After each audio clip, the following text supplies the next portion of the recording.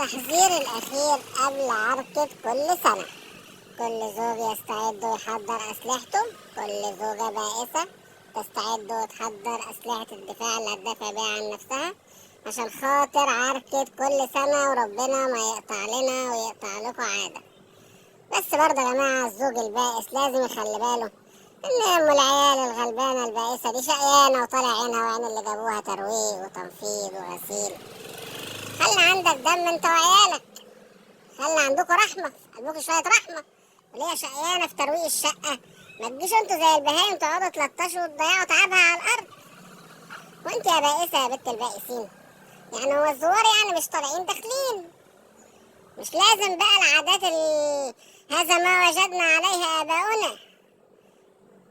خايفة على حاجة تعبت فيها وروقت فيها كهربيها، تعالي على المطبخ خايفة عليه كهربيه، اوضة الانتريه كهربيها، اي حاجة خايفة عليها البهايم يبهدلوها كهربيها.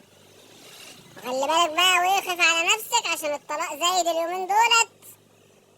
خلي بالك على نفسك، ممكن يبقى فيه اعدامات وفيه بلاوي كتير تحصل، خلي بالك.